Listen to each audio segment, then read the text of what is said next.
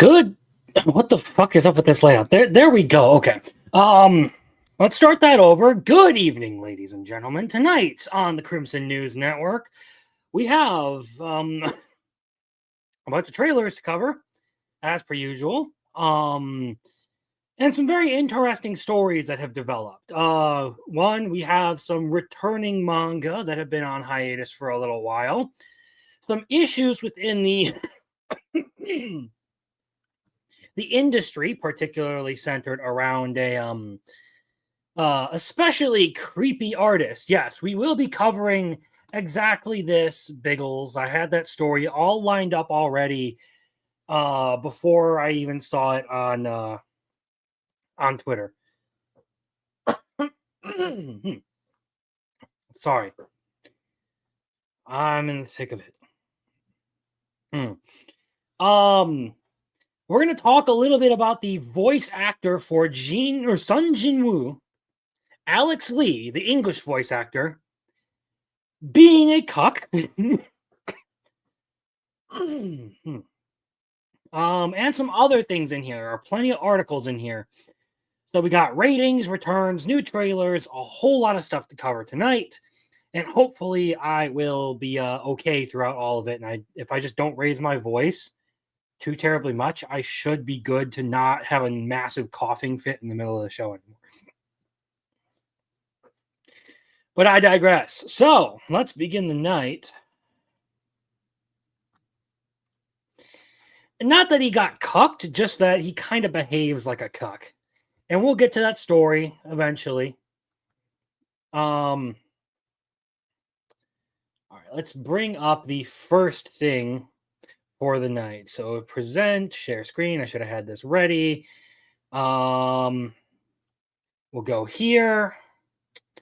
So, all right. Let's get this up like that. All right, now we can bring this. Hello, Marcel. How you doing? Okay, so this is a trailer. I think I've covered this one a bit recently, but I thought I was going to be good without coughing, but apparently not. I think I've covered this one before, but it has like a full proper trailer and everything, and I love there's something about this that makes me happy when I watch it. So we're going to be talking about it again. Apparently, there is a TV anime coming here soon called Vampire-chan Can't Suck Properly. And this is going to be airing in October this year. And I actually do kind of look forward to this. So here is at least the first official trailer that I think I've seen. 転校生の石川さんは吸血鬼だ。ミステリアスな雰囲気と圧倒的な存在感でクラスみんなの注目の的。モブの俺が関わることはないだろう。I mean, up to this point right here, it does look somewhat generic insofar as anime goes. Like, there isn't really anything that super distinguishes it from, like, other slice of life-ish sort of series. But having watched this a little bit already, there are some things that I do like about it later in the trailer.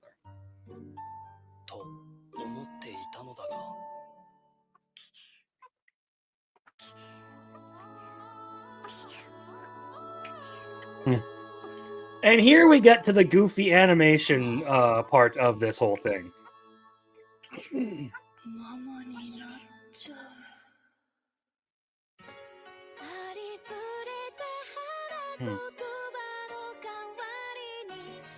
It doesn't look like it's going to be anything like especially like well done or whatever, but it's one of those series where like I would pick it up and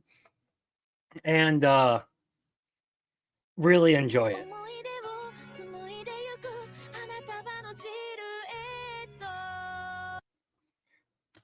Who's teaching who how to suck properly?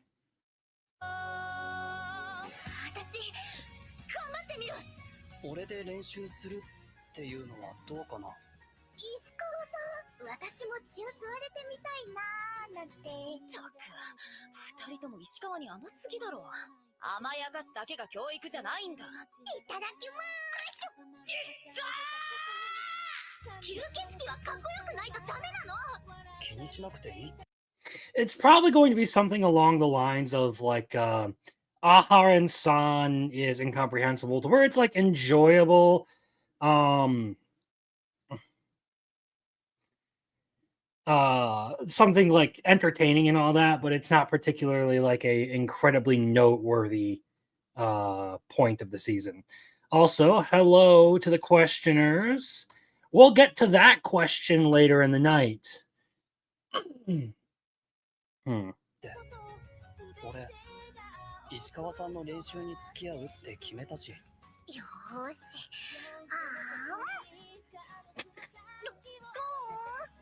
そう、その調子。I just some part of this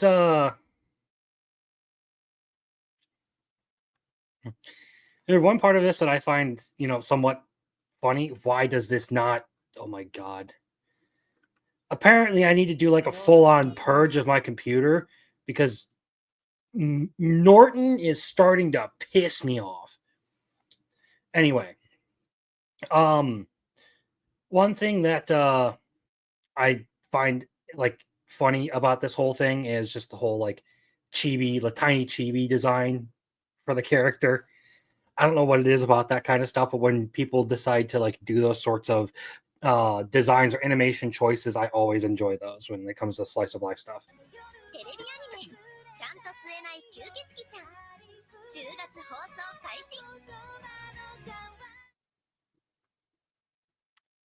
Oh my god. Okay, I can hit a key and get out of here. I am going to fucking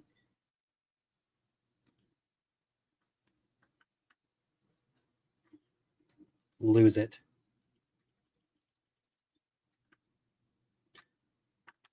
Give me a second. If I close the... Okay.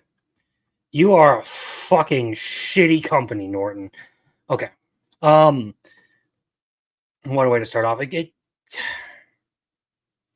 That's a problem for another time. Okay, so...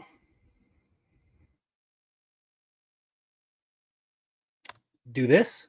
All right. Her fingers are so tiny and her head is, humongous. Yeah, well, that's the stereotypical chibi design. So, sounds about right. Again, this is something that I'll probably pick up in the fall season here when it starts, and we'll likely enjoy it quite a bit. Speaking of other anime that will be coming out this fall, we have another one that's sort of a slice of life-ish rom-com series, and this is Office Rom-Com My Awkward Senpai, and this is the TV anime trailer reveal.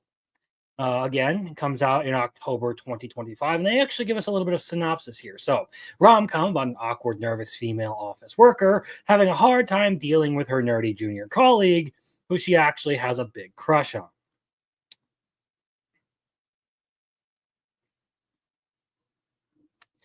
I did not like those games, honestly. They were not as good as like the OG Diamond, Pearl, and Platinum.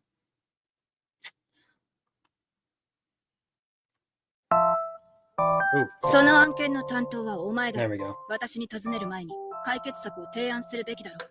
あの人厳しいから。神縄さんいつも怒ってる感じで怖いですよね。今日から新人が一人うちに配属になるんだよ。 Why is his hair yellow underneath there? Like, do you guys see that?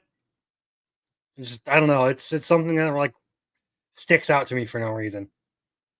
It's like some weird highlights to have. 神縄さんに教育係をお願いしたいと思ってね。私がですか。真剣嫌だ。よりによってなして私。はじめまして、亀川優です。責任重大やけど頑張らんと。わからないことがあればすぐに聞け。それで済ませるつもりか。体調管理も仕事のうちだぞ。そうですよね。すいません。 Again, this one looks like it might just be like a genuine, like a solid anime entry for the next season. Looks like there's going to be a lot of rom-coms coming out next, like a lot of like B-tier rom-coms coming out season. So こっち心配すぎる。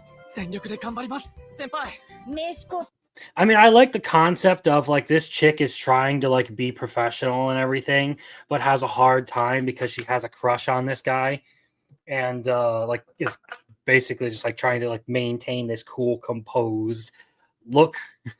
換の練習だ。またやってあ、先輩大丈夫ですか？しもうた。急接近急上昇。今時上司がランチに誘うなんてパワハラみたいなもんじゃろか。 Kind of like the いないっす music. よこんなに気にかけてくれる教育係。君が亀川くんか。あいつのお気に入り。無理すると周りに迷惑がかかるんだぞ。俺は無視。 And yeah, you are right. Now that I watch it, they do all have like multiple hair colors for some reason. しろ叱ってくれるのはとてもありがたいと思います。最高の上司になるためのコミュニケーション術。私に任せる。もっと優しい言い方があるっちゃろう。先輩として後輩をサポートせんと。俺はカンナー先輩の優しいところを。 The music kind of reminds me of that whole Matsuken Samba thing that came out with Dad's Been Reincarnated. The ending to Dad's Been Reincarnated. It kind of reminds me of Matsuken Samba. 知ってますから。ありがとう。不器用な先輩。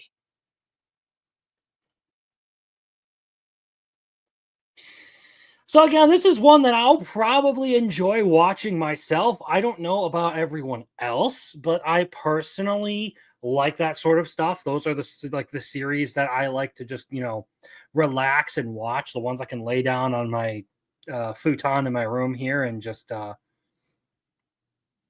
check it out. So I'm interested in it. Again, both of those don't seem like they are particularly like high spec romantic anime. It's not like we're dealing with a My Dress Up Darling or a Love is War or something like that. But they do look like they'll be solid entries in and of themselves. So I haven't been.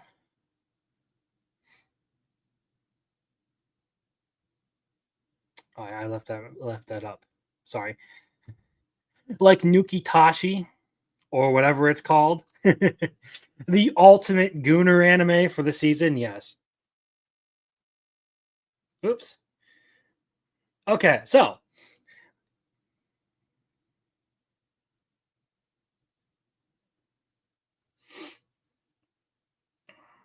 here is a 2026 anime, one that I did know was coming and one that I actually have some familiarity with because I have read the manga for this show.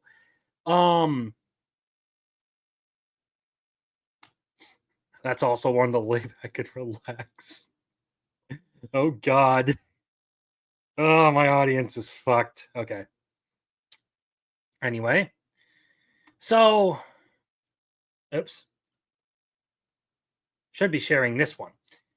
So I'm actually fairly familiar with this series, The Invisible Man and His Soon-to-Be Wife TV anime trailer reveal. So this is the first official trailer we're getting of this whole one. And basically the premise of this is it's like a fantasy-ish world. And this group of characters all work at a detective agency run by our Invisible Man. And the receptionist is a blind girl for whatever reason. She handles a lot of like the clinical work and stuff that happens around the office. And there are a couple other characters. There's a furry chick for Biggles. I know he likes that. But it's again another one of those like B-tier romance anime that's probably worth a watch in and of itself. I only saw the Arby's tweet.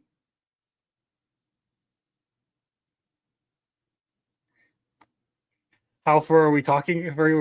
Let's see if they'll show her in this trailer because I actually haven't watched it.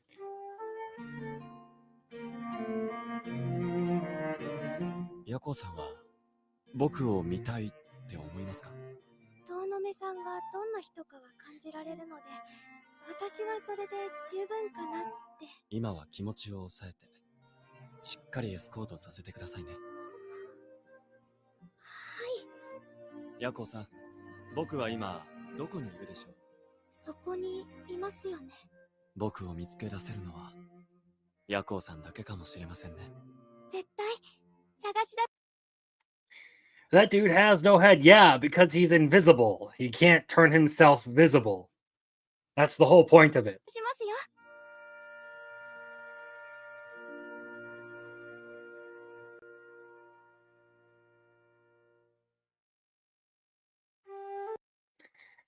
But no, it's not that she is, well, she is blind, yes, but that's not just how she sees him.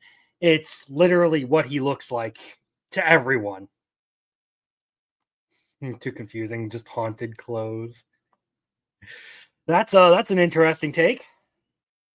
So yeah, I'm somewhat familiar with this one. Like I said, I've read the manga. 3 for 3 on the B tier romance anime tonight. Those are really all the ones that I found coming up in my feed.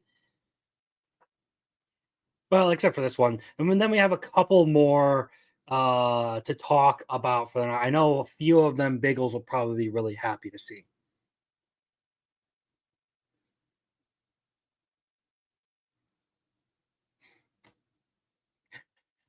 What are you even going on about? You need to stop. You genuinely need to stop. No. Get yourself under control, Biggles.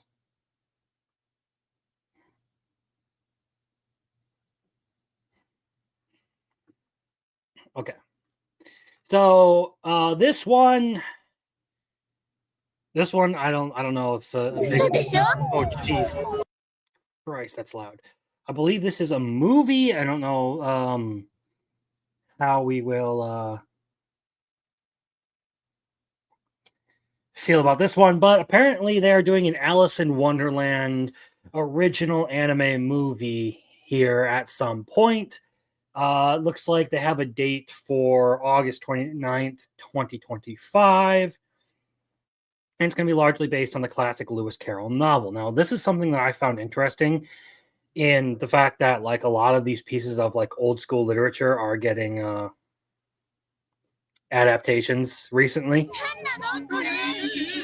That plus we get a lot of, like, remakes and stuff for, like, old school popular anime.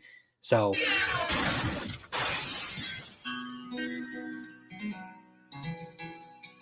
みんなと同じようにやってんのにうまくいかないんだよね。 so it's going to be like a modern Alice in Wonderland. 就活に悩むリセに届いたのは大好きだったおばあちゃんからの招待状。これから不思議の国へ旅に出ていただきます。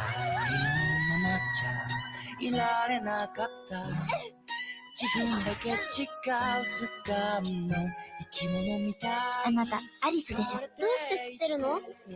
リセはどうしてここに来たの？ Doesn't look like anything I remember from that novel. I don't remember them being two characters like this. So it looks like they're being a bit imaginative with the property.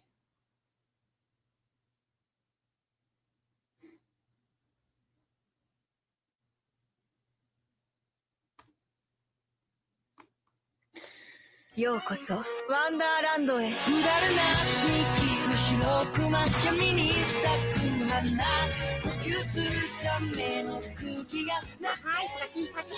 や、君たちもやりたい？今卵って言った？常識なんて大迷惑。真面目にやればいいと思ったら大間違い。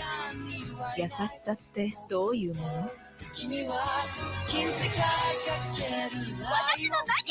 I mean, the animation doesn't look too terribly bad, but I haven't seen anything that I've been super impressed with. It does look better than like slideshow stuff.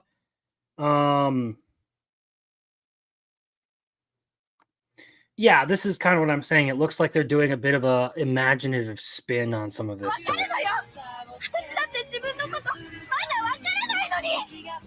Like they're using the setting of Wonderland and the idea of the story in order to like make a movie.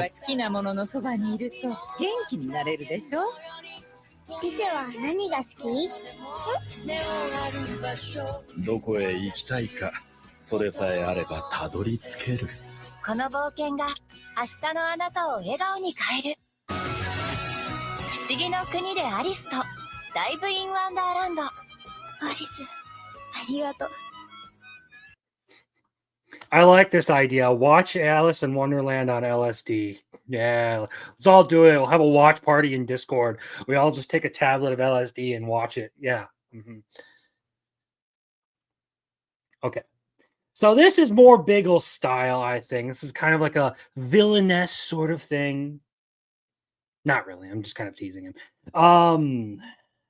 Let's close that out. We'll move to this, and we will minimize mine and bring this up. So, my stepmother and stepsisters aren't wicked. This is basically like Cinderella, but the rest of the family isn't a bunch of assholes. So, historical comedy by Otsuji about a girl with social anxiety who learns that she is actually the illegitimate child of her father, or of her late father. Contrary to what one would expect, however, her mother and stepsisters are very kind and supportive. But due to her poor social skills, the girl keeps misunderstanding their intentions.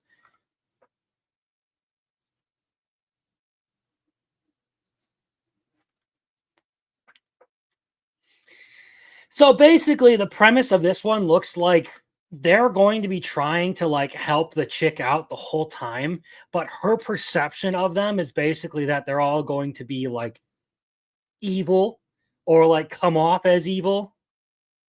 I keep forgetting to remove this. I keep forgetting I have to do that.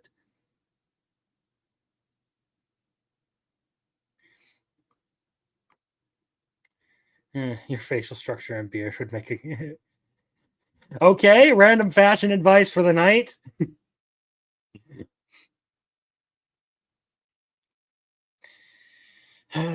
But yeah, this looks like it could be something interesting for next year, but we'll see how it goes. I like the premise of it. It's a little bit subversive of some of your normal tropes and stuff, but we'll see how it goes. This one, though, I'm sure everyone here who watched the show is kind of looking forward to season 2 of I Parry Everything.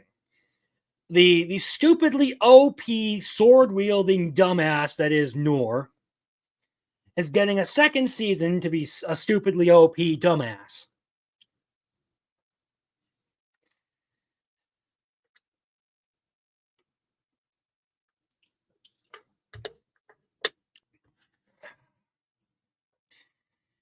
So look forward to that. I feel like that's going to be a very interesting one. I don't really have much to say about it. First season was good. Actually, I believe this is how me and this whole series is how me and Biggles ended up getting acquainted in the first place. Is because we did a stream together talking specifically about this show. And ever since, he has regretted that decision because no matter how many times he doesn't invite me to his streams, I always manage to hack him and find my way in.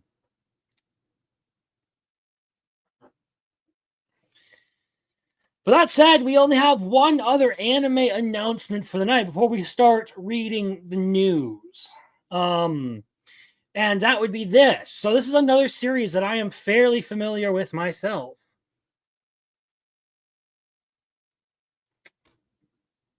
Same season, had another overpowered Oji-san. I don't remember the name, but I remember that one. I believe it's Osan Newbie Adventure is the one you're talking about.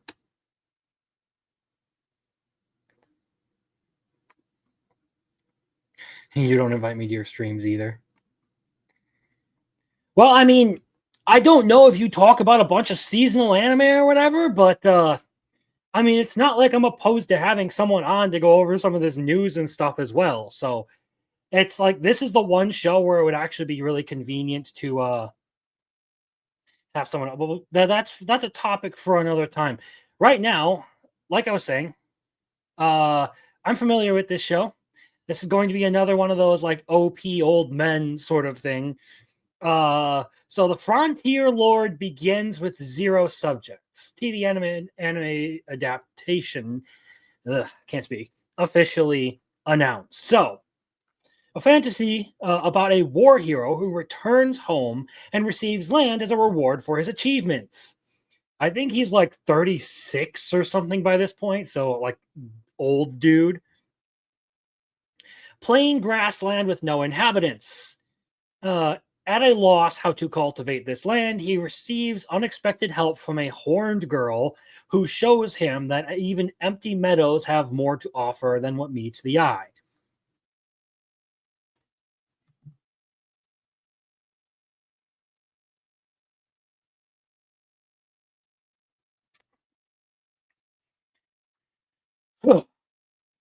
So basically, to explain a little bit more, this guy over here, ridiculously overpowered, basically single-handedly turned the tide of a war. And he is rewarded with basically one of the most unsettlable regions in the entire kingdom. And he goes out there to start acting as its new governor, but he doesn't have any subjects. No one lives out there. And he happens across some of the locals who happen to have their own like small tribes and stuff out in this area. And the first person he encounters is this chick on the front here. If I remember correctly, her name is Alma.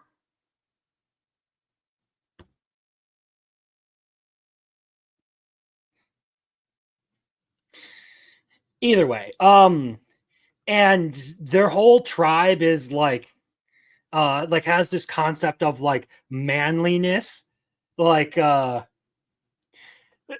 it's kind of hard to explain how they define it, but basically because he is ridiculously strong, everyone just assumes that like he is going to be able to provide for everyone, all stereotypical like masculine concepts all bundled up into this one like cultural thing. So basically this chick is just like instantly in love with this guy and is full on, yeah, marry me, which he doesn't exactly feel excited about because she is much younger than him. Either way, it's been a good series. There's a lot of nation building to it. A lot of it does rely on the politics and diplomacy. There is a little bit of action and like actual like combat and stuff in it because there are interfactional disputes and all that crop up from time to time. And monsters. There's also monsters, like a giant dragon turtle. But this is one that I will say may just be worth a watch at times. And with that, it's going to bring us into the news. So that's all basically the new stuff that I have seen for the night. Let's bring up the first thing I want to talk about because this pretty much answers the question of why the title is the way it is. So, for those of you who can't see, I will do this. Frieren Beyond Journey's End manga exceeds 30 million copies in circulation worldwide. In other news, the Frieren manga has officially returned from hiatus, so it's back. So the 30 million copies isn't like one of the like biggest sellers of all time, but this is a fairly popular series, and there are only 13 volumes of the manga officially released, at least as far as I know. So Shogakukan announced on Wednesday that Kanehito Yamada and Tsukasa Abe's Frieren Beyond Journey's End manga has exceeded 30 million copies in circulation. Shogakukan's weekly Shonen Sunday magazine editorial department also released a statement regarding the manga's achievements. We are truly grateful for the incredible support from fans all over the world. This milestone reflects not only on the series' popularity in Japan, but also in its growing resonance with the international audience who are discovering the depth and beauty of Frieren's story. So yes, this is being hailed as a pretty good achievement, even though like you can look at some of the top manga out there, you'll find shonens with like a couple hundred million copies out there. But 30 million is still no small feat. So The magazine also announced on Wednesday that the manga will return from its hiatus in the magazine's next issue on July 23rd. So that would be today. The manga entered its hiatus in January. The series had returned from an earlier hiatus last December after taking 2 weeks off starting in late November. Yamada and Abe launched the ongoing manga in Weekly Shonen Sunday in April 2020. That's basically it. Hey, 36-year-olds are practically as old as dirt. Yeah, you damn fossil. Yeah, you fossils. What are you doing out here? Huh? What do you think you're doing? So that's basically why I titled it "It's Back," because there's really no coherent way to like say anything about the show. So, yeah, that's where I went. That's where my mind went. So, let's talk. We have 2 articles about Solo Leveling tonight. One in terms of what they anticipate to do, what we can anticipate from season 3 as far as like what the studio is planning to do. And one in terms of the English voice actor for Sun Jin-woo.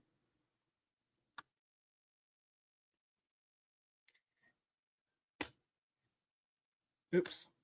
Here we go. So, the first up, Solo Leveling Season 3 is set to level up in a huge way. By many metrics, Solo Leveling has been one of the most successful anime titles in recent years. I don't really think that's much disputed. It's fairly popular right now, although I will say it's probably not the best show that's out there. Right off the bat, the show took the anime world by storm following its premiere in 2023. It leveled up its success virtually on all fronts with Season 2, which released in early 2025. Season 2's Rotten Tomatoes rating saw a boost to a perfect 100%, and on streaming, the show garnered insane viewership, becoming the most popular series on Crunchyroll in the first quarter of 2025. The fantasy show has been able to amass global popularity within a relatively short time frame, setting an exceptionally high bar for the future. However, despite its many achievements, Solo Leveling still lags behind in one area, and the creators are looking to tackle that with a hopeful Season 3. Again, there is no official confirmation that this is getting a Season 3. They're specifically talking about what they want to do going forward with it. Solo Leveling's dominance has spanned across multiple regions, including the US. However, back in the home of anime, Japan, long-standing giants such as Naruto and One Piece have continued to hold sway, remaining more popular than Solo Leveling. Yeah, I would imagine, because these are long-time established properties that you're going to have a terrible time competing with. According to producer Atsuhi Kaneko, in his recent interview with Screen Rant, bridging the gap between the series' massive global appeal and its comparatively modest reception in Japan is one of the key challenges they want to take on. This goal forms a central part of the show's ambitious plans for future growth. Beginning with the much anticipated Season 3, when it officially gets greenlit, which by many indications seems to be only a matter of time, yes, I would assume, Solo Leveling has quickly grown into a full-fledged franchise, with Jinwoo's story being reimagined and delivered to fans through a variety of mediums. Its massive appeal shows no signs of slowing down, and as the franchise continues to expand, it seems only a matter of time before it stands toe-to-toe with some of the most iconic names in the industry. I'm not sure about that, but it's again, it's going to have a terrible time competing with like long-standing popular shows like Dragon Ball or One Piece or Naruto. You're going to have a hard time really truly comparing the series like that. Especially because those series actually have well-written characters. Kakao Entertainment, one of the major producers behind the anime, recently outlined their ambitious plans for the future, teasing limitless possibilities for the series' growth. Some of these plans are already taking shape, while others are still in the works. Among them are the recently announced video game Solo Leveling Karma, which will depict the epic 27-year war between Sun Jin-woo, his shadowy army, and the Monarchs. A K-drama live-action adaptation. Yeah, not looking forward to that. Oh, no, sorry. The anime adaptation from and a new anime adaptation from Netflix. No, I think they mean live action adaptation from Netflix. With South Korean star Byung Woo Seok set to portray the legendary monster hunter Sung Jin-woo. With these projects, and likely even more to come, Solo Leveling seems poised to ascend to the highest echelons of anime franchises, and with time, the popularity in Japan may not be far behind. I think one of the things you're going to find is that this story doesn't really...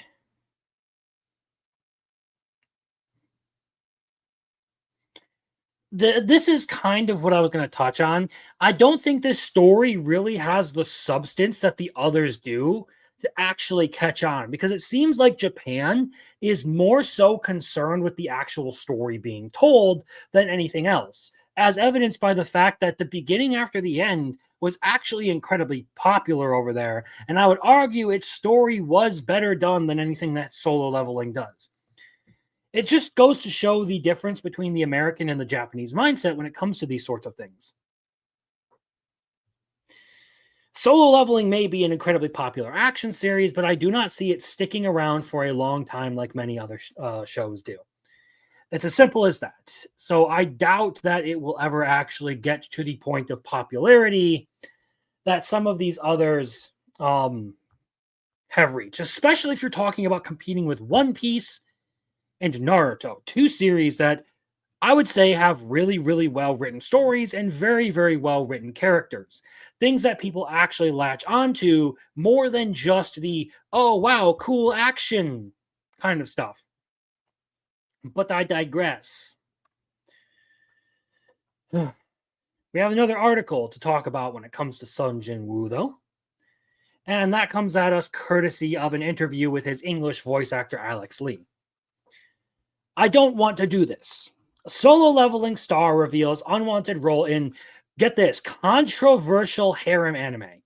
I want y'all to take a brief moment to try and guess what this controversial harem anime might be. Okay? Just take a wild guess as to what Alex Lee is talking about here. Because the way they phrase it makes it sound like it's something that it isn't.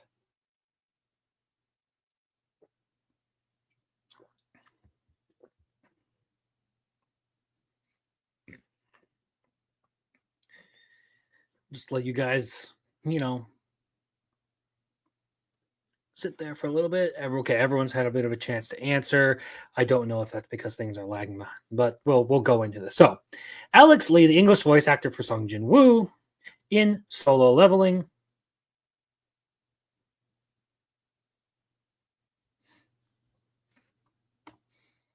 Yeah, that's pretty much the point I'm making is in Solo Leveling, the only thing that matters is Sung Jin-woo. In all the other series, all the characters matter.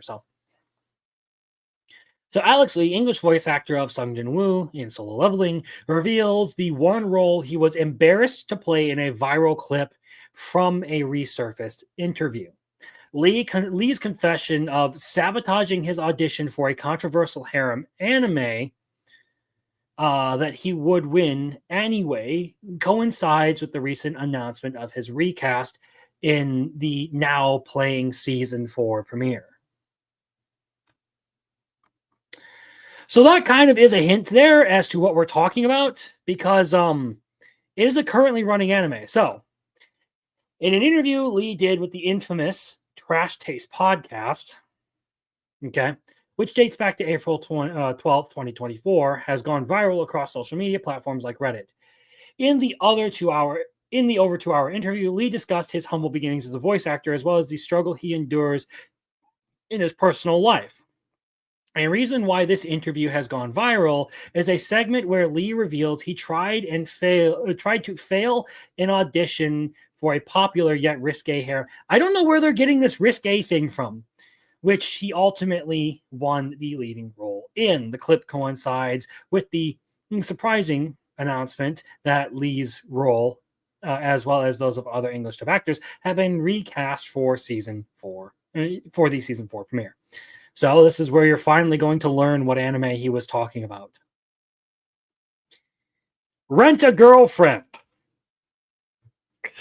Okay, and this is his reasoning here. Is basically, I guess we have the clip here, but here we have the overview of it.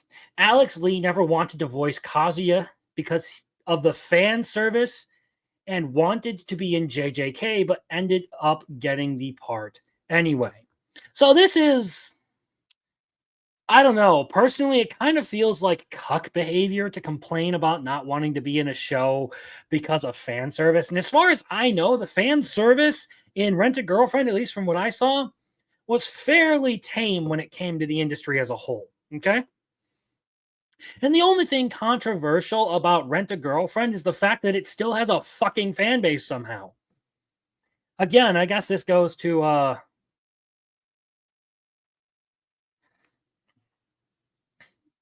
the difference between the American and the Japanese audience. But here's the clip. If it'll play. Okay. Two things. Oh, come on. Don't be this one. Thing number one, at the time, Jujutsu Kaisen was coming out. Yeah. And it was done by the same recording studio. Right. And I didn't have a lot of opportunities. I wasn't in with the studio yet. Yeah. And so I really wanted to shoot my shot for some of the big stuff that we're doing. Mm-hmm. And so Rent a Girlfriend came around. And I was like, oh, I don't want to do this. Because I had read the manga before.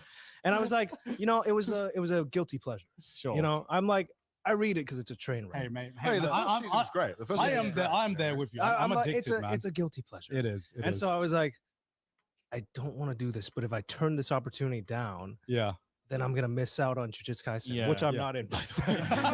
And I'm like, if I'm gonna miss out on that, I'm gonna miss out on auditioning for other stuff. But I don't want to do this because I don't really like doing. It's not that. I don't really like doing projects with too much like sex stuff in it. Yeah, it makes me promiscuous. It makes me a little bit uncomfortable. Yeah. So I was like, I really don't want to do this. Why don't I just do a really bad audition and just fucking bomb it? And so, I'll still be on their list for, auditions to send in the future, but they'll be like, they'll hear it and they'll be like, that's so bad. We don't want it. Yeah. And so I was like, I'm going to do it one take. I'm going to do it really bad. And I sent it in. And the next morning, they were like, this sounds like a You're cop. perfect. I read my email and I was like, what the fuck? You get the leading role. I was like, what? How? This guy sounds like a cop. Better get this one in. And Look, I agree with him for not wanting to be involved in Rent a Girlfriend because Rent a Girlfriend sucks, but that wasn't his reasoning. I loved the way I wanted to bring this article up because I love the way that they're always doing they make this seem like some big terrible thing and it's just Rent a Girlfriend. It isn't a gushing over magical girls. It isn't anything that's a proper ecchi anime.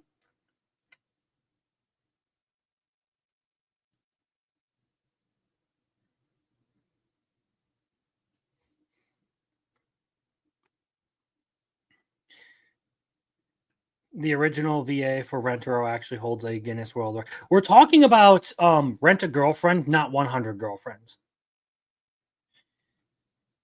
So there's a little bit of a difference there, but yeah, I mean, being afraid of doing like the ecchi stuff, and you're going to be a voice actor, or doing the risque stuff, and you're going to be a voice actor in the in anime. That seems like a really dumb thing to be. It would be like going into like a medical profession and being terrible around blood, or going into the army and being afraid of loud noises. That's kind of what it feels like. So Lee is asked about his role as Kazuya Kinoshita in the anime series Rent a Girlfriend. Don't really care about that. Lee explained that Jujutsu Kaisen was coming out and that the English recording studio behind Rent a Girlfriend was producing its English dub, presumably Studiopolis. At the same time, Lee was still a relatively new face in the voice acting industry, leaving him with few opportunities to secure major roles in high-profile projects like Jujutsu Kaisen. He decided to shoot his shot for a role in Jujutsu Kaisen auditioning. However, this is basically what he said.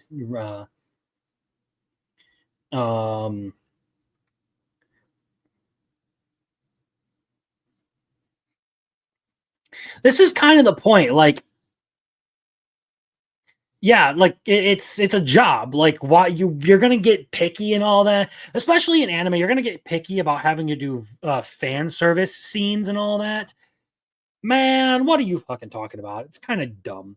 Alex Lee also didn't want to do Rent a Girlfriend.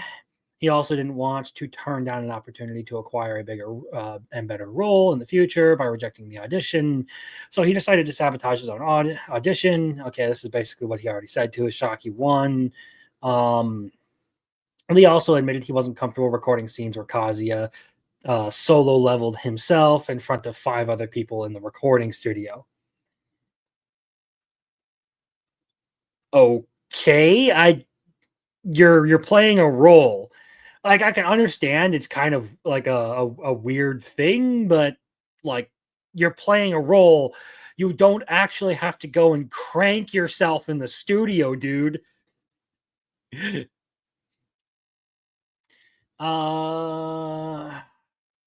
is all just information about Rent a Girlfriend, if I remember correctly. So yeah, this is one of the things where I was just like, this just seems like such a dumb reason. Like, of all the things to like not want to get involved with Rent a Girlfriend 4, the risque content that it has, I mean, this one's fairly tame as far as all things are considered. It's not exactly like it is one of the big name ecchi series that is out there. So I don't know. I'm terribly unimpressed with your reasoning, and especially after your whole reaction to the people who were talking about the dub for the original show, or for the original season of Solo Leveling, where he basically decided to go out and antagonize fans a little bit over Jinwoo's iconic line, "Arise." Whatever the fuck. Either way, being upset or being like turned off by fan service in anime at this point, like, come on, man. Just again, it's like going into a medical field and being afraid of blood, or joining the army and being afraid of loud noises. You're dealing with anime. There's going to be fan service. There's going to be a little bit of risque stuff in there, no matter how you go about it. There are very few anime like Jujutsu Kaisen or Solo Leveling that just don't deal with that stuff whatsoever. But I digress. Let's move on to some happy news, some cool stuff that's happening. We got this going. I can bring this down. So let's talk about Demon Slayer Infinity Castle. Okay, so hey, how you doing? It's been a while since I've seen you. I'm not exactly sure when Wisteria Season 2 is coming. I know there's been an announcement for it, if I remember correctly. But I don't think I've ever seen a date. I would probably expect it sometime like mid to late next year, if I had to take a guess at it.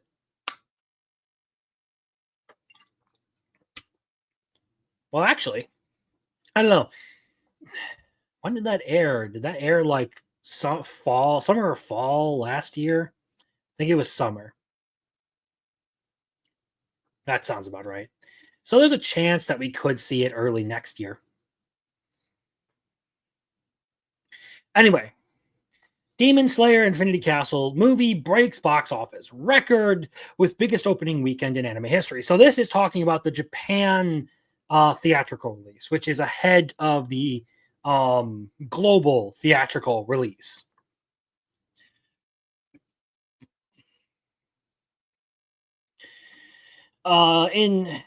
Previously, this record was held within this series by Mugen Train, which broke a lot of records. And according to this article, there is quite a bit that this series has actually one-upped Mugen Train on, which would make sense because Infinity Castle is one of the most popular parts of Demon Slayer. So I'm looking forward to it. It looks like it's getting a pretty good reception in Japan. I have no doubt that Ufotable will do a really good job with this. So The first film in the Demon Slayer Infinity Castle trilogy has left its mark on the box office by achieving the biggest opening weekend in Japanese anime history, surpassing all previous records, including one set by the same franchise. Per Monton Web, Demon Slayer Kimetsu no Yaiba Infinity Castle, Akaza's Return, earned a staggering 7,315,846,800 yen, which is roughly 50 million USD. Over its 4-day opening weekend, including the Marine Day holiday, an estimated US 3.5 million in its 4-day total. Came from IMAX screening alone. The film broke the domestic opening day record with 1.64 billion yen, 11 million, on July 18th and earned another 1.84 billion yen, about 12.74 million USD, on its second day, and then broke the single-day performance record with 2.03 billion yen on Sunday, July 20th. The film earned approximately 1.74 billion yen on Monday, July 21st. In just 4 days, the film has already become the second highest grossing movie of the year in Japan, trailing Detective Conan, One-Eyed Flashback. So the Infinity Castle movie has decisively topped Demon Slayer, the movie Mugen Train's opening performance, setting new records for the franchise in the process.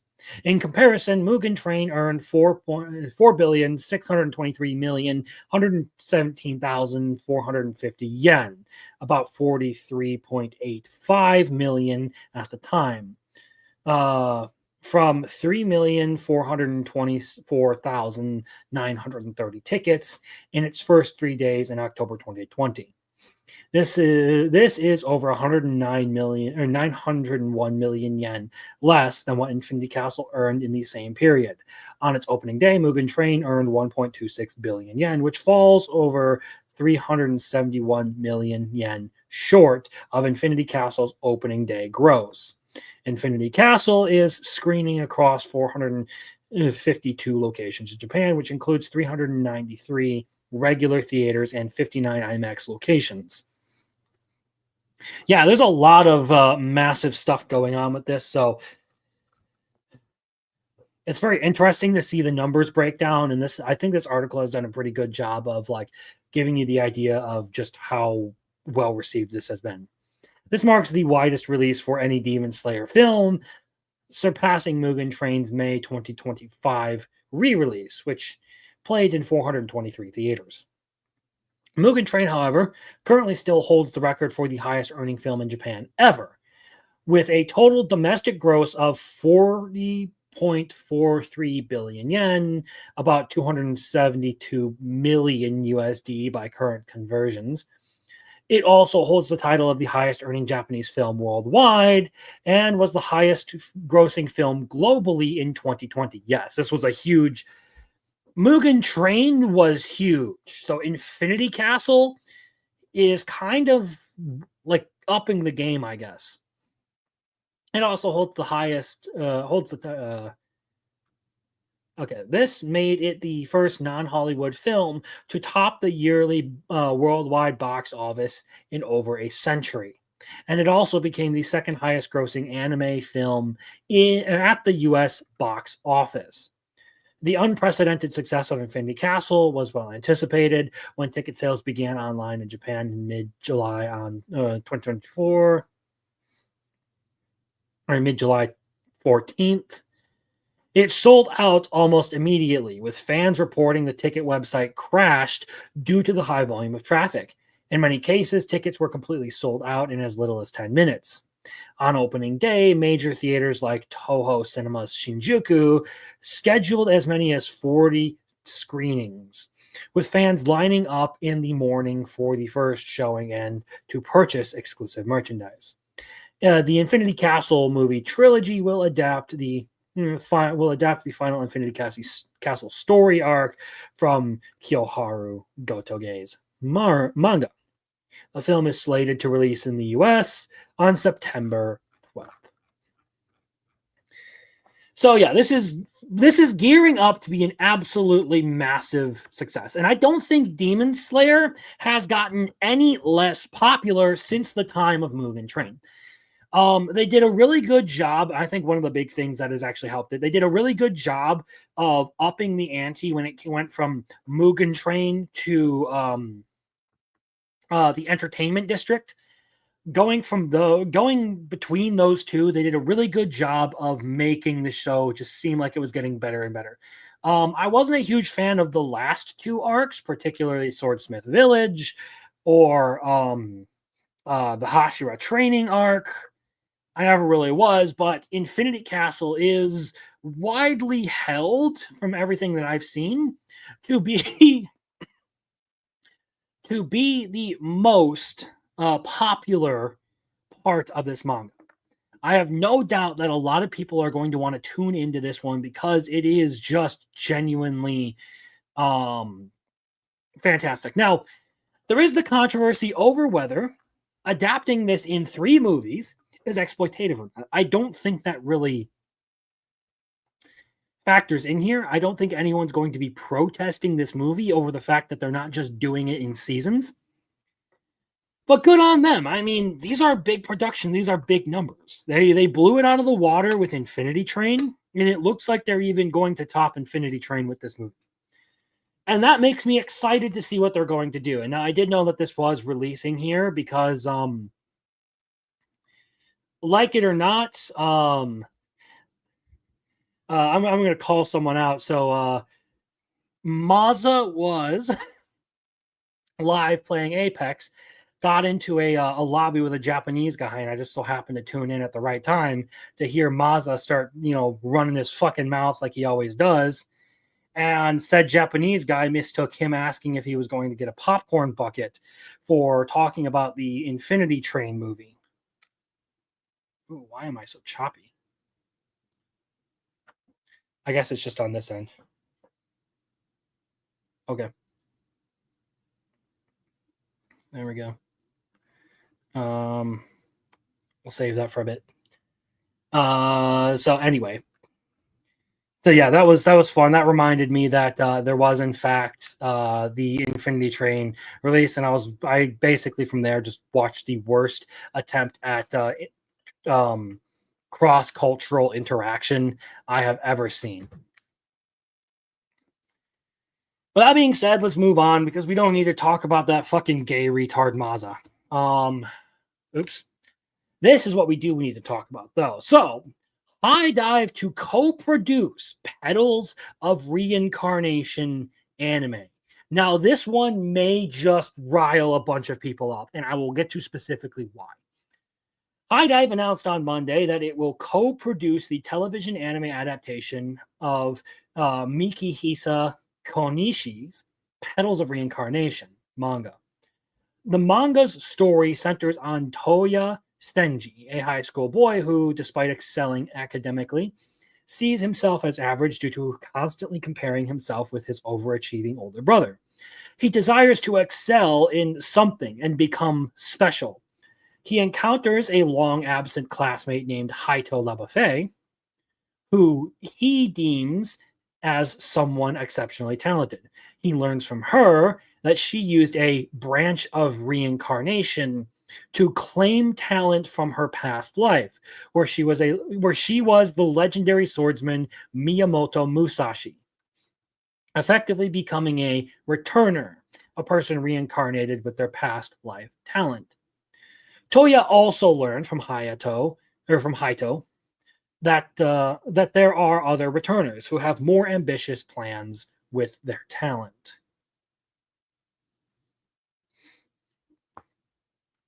So they announced this anime adaptation all the way back in 2024 as part of the series' 10th anniversary celebration. That's the thing. Either way, there is one specific thing that people are probably going to fucking freak out about.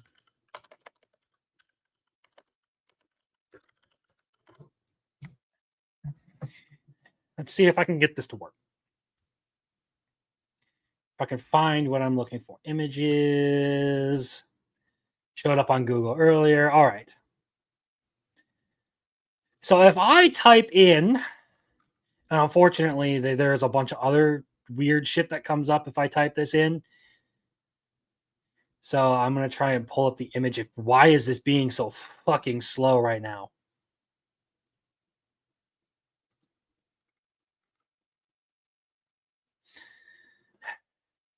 There's a specific character in this series that generated quite a bit of internet buzz when it first came out. Okay, let's go here.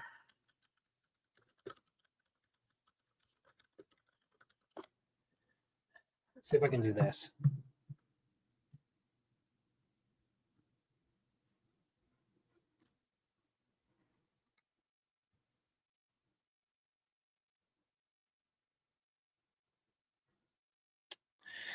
And okay, I will now show you exactly what it is that caused all the controversy now that I finally have gotten the image to load.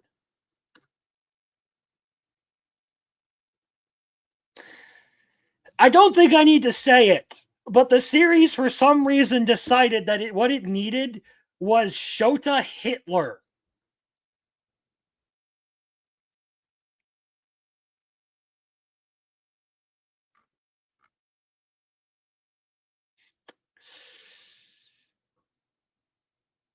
Yeah. So that being a thing will probably light a bunch of heads on fire when the anime adaptation finally rolls around. But that's definitely an interesting route to go for a manga. To be fair, the entire concept of it seems like it could be really, really interesting. So I'm kind of looking forward to that one.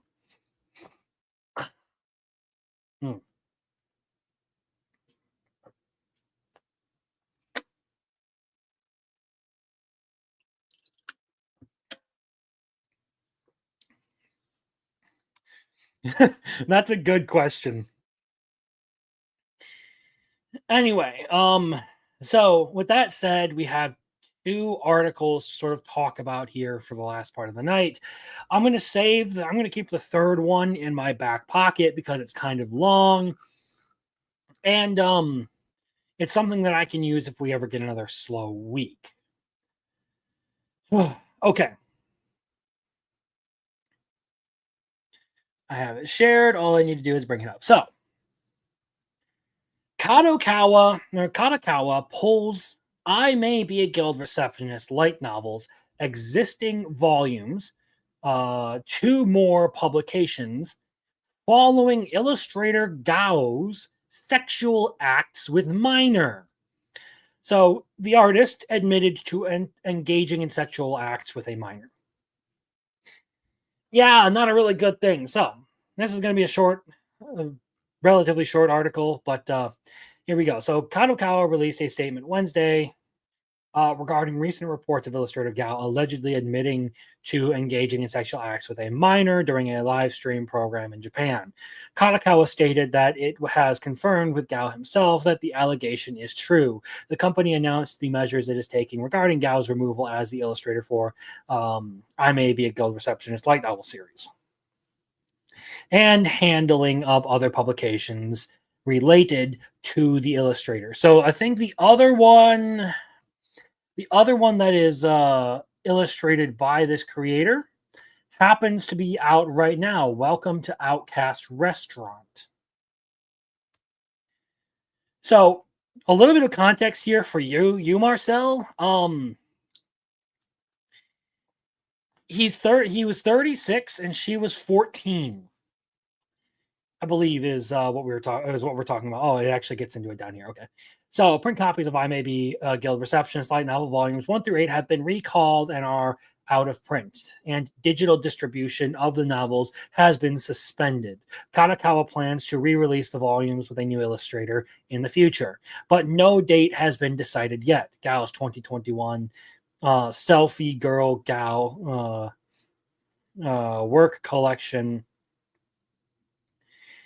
illustration book has also been recalled and out of print. And digital distribution has been suspended.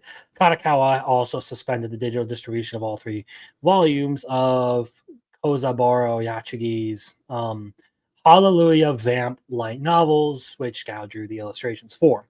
Okay, so there's all 3 series.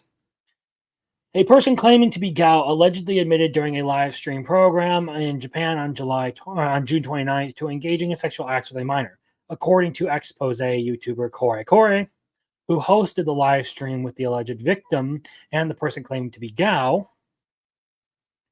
The alleged victim said she was 14 when the incident occurred. She is 17 now. She also stated she met with him again earlier this year when she was 17. They started dating, then recently stopped dating. The archive on the live stream itself bleeps out the acts committed and her age, but Kore stated her alleged age on his Twitter account. The alleged victim stated during the live stream she plans to first consult her parents before deciding whether or not to go to the police. The person on the live stream claiming to be Gao also apologized during the live stream and said he thinks he has no choice but to retire from being an illustrator now. In Japan, the legal age of consent was 13 until 2023, when it was raised to 16. That's something I actually do kind of want to look into because I don't quite believe that. A lot of things that get interpreted this way. I think we had a little bit of this last week when we were talking about like the age of consent stuff with Germany, where you can Google things and it will say, like, you can Google age of consent for some reason and it'll say it's 14 in Germany. But I have my doubts as to what exactly this number means. However, certain sexual acts with someone under the age of 18 are considered a crime, regardless of the legal age of consent. Gao's Wikipedia page states he was born in November of 1985, and if it is accurate, he would currently be 39 and 36 when this incident occurred. Following the incident, publisher Dengeki Bunko and Overlap Bunko released separate statements on July 1st and 2nd, respectively, and announced that they were removing Gao as an illustrator for I May Be a Guild Receptionist, Welcome to Outcast Restaurant, and, of course, the other one that was mentioned earlier. Dengeki Bunko stated that the handling of existing novel volumes was in discussion, while Overlap Bunko is replacing Gao in its existing volumes. So had explained in a June 30th statement that illustrator Gao had indeed drawn designs for 2 characters, as well as both designs, and still sits 3 more characters for its Girls Creation role-playing game. However, the game's management team added that the content is being created by the team and the other collaborating illustrators, and that Gao is currently not creating content for the game. On June 30th, Gao name had been removed from the website. Okay, Shogakukan imprint announced on July 1st that it had delayed the July 18th publication of the new 1/N No Watson and will replace the illustrator due to circumstances related to illustrator Gao.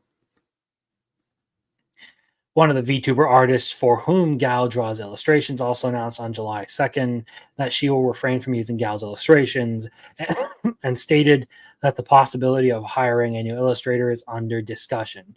On July 3rd, the Kai-Yu pop culture website noted that Gao's Pixiv and Pixiv Fanbox accounts had become inactive, and his Pixiv account page displaying an error has occurred and profile not found messages. It is not clear whether Gao or the Pixiv management had removed the accounts. As of press time, Gao has not yet released an official statement. He is also the illustrator for Working Seems Pointless After the Hero Labeled Me a Coward, and The Reincarnated Boy Lives Peacefully as an S-Rank Adventurer. So this is kind of a wild story. And to talk about like this comment here, the Rurouni Kenshin thing was the guy was actually found with wild corn on his computer. So yeah, that's a thing. And because of the issues of Japanese law, all he ended up getting was a fine because the only thing they could convict him on was possession. Which possession only carries a fine in Japan, weirdly enough. Either way, I think we should all conclude that don't do anything with someone who is underage, please, for the love of God.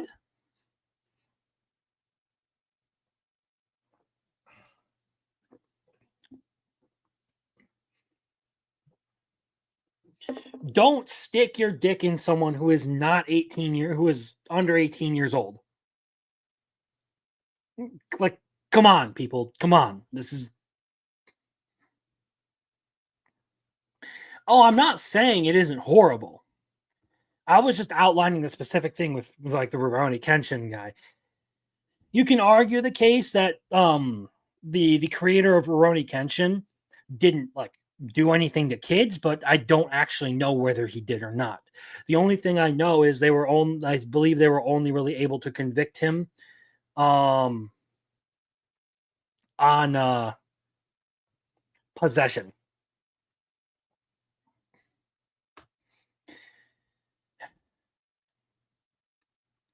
I don't want to get into that argument. Suffice it to say, a lot of people have fucking issues. And this kind of sucks for everyone else involved in this one because, like, now they have to deal with the ramifications of this guy basically fucking everyone over.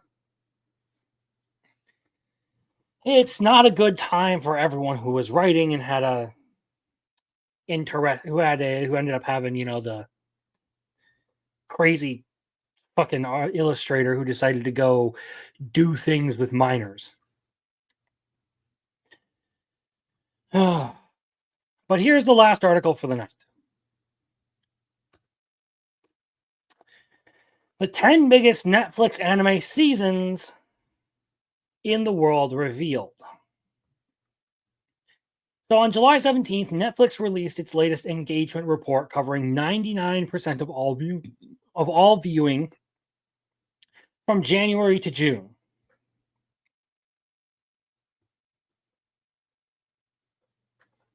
Netflix watch time exceeded 95 billion hours, with even legacy anime titles like Naruto Shippuden garnering 45 million views, total hours watched divided by runtime in hours across all seasons. A recent anime in Sakamoto Days ranked 33rd of all titles on Netflix in hours watched and 79th in views, taking the #1 spot for anime in the first half of 2025. You can check out the top 10 most watched anime below, ordered by views. So the format is the anime title, hours watched, the runtime, and the views. And I believe the runtime is the amount of time people actually spend watching this. And this is actually why I wanted to bring this up, is because there's a fairly interesting breakdown with this one.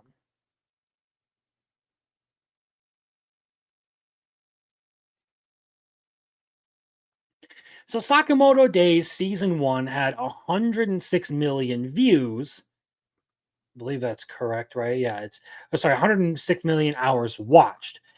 And then it was an average of 4 minutes and 22 seconds runtime, and 24 million views. So we had Magic and Muscle, so Mashal, 37 million hours watched, divided by 4 minutes and 45 seconds per watch, or as an average runtime, for 7.9 million views. The Apothecary Diaries, and here's the interesting part, the Apothecary Diaries actually has one of the highest retentions on the list. The only things that actually have a similar retention are Solo Leveling and Jujutsu Kaisen, which means the Apothecary Diaries not only had more hours watched. Well, I shouldn't say more hours watched. It had more hours watched than Jujutsu Kaisen, and almost as many hours as Solo Leveling. But its retention was also just about the same. So Solo Leveling, technically, here you see does beat it out a little bit. But the Apothecary Diaries, as far as like actually like keeping people engaged in its story, did really well compared to a lot of these other shows that are kind of just pomp and splendor, like Magic and Muscle. Season 1 of Magic and Muscle. Sakamoto Days for 4 minutes 20 seconds. Even Dandadan with 4 minutes and 55 seconds at number 4 here. 7 Deadly Sins, Demon Slayer with one of the lowest at 3 minutes and 58 seconds. If I'm not mistaken, there isn't any in the 2s here. So yeah, Demon Slayer had the lowest. So this is the Hashira Training Arc, Spy Family Season 2. And this goes into like breaking down some of the other numbers. But that's really the part I wanted to show is it's interesting to see this breakdown because it kind of shows you what people are actually like truly interested in watching. I'm ignoring this number because I believe they're arriving at this number by dividing 37,100,000 by 4 minutes and 55 seconds.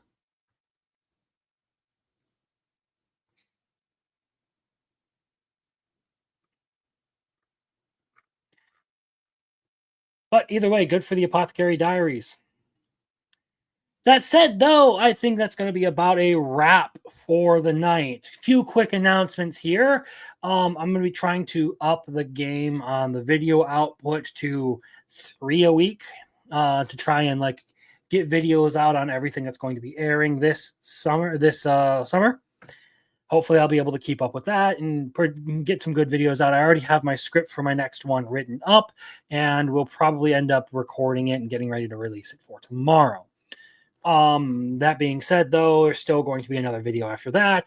I have started the actual bulk of the production on my big video essay that I've been working on in the background, so there's that coming as well. I don't know when I'll be able to get that one out. But, and all that, the last thing I will say is if you like the stream, be sure to hit the like button. If you are so inclined, subscribe. Tune in Saturday for Animated, where I'll be talking about all the seasonal stuff that I have watched so far. And with that said, I hope you have a good night. And I actually have a new little thing that I want to put up here because I just added it. I went out of my way to put this in here because I wanted to change up and have some different outros, not specifically for the show, but just in general to keep you on your toes. So enjoy random Mau Mau noise.ピ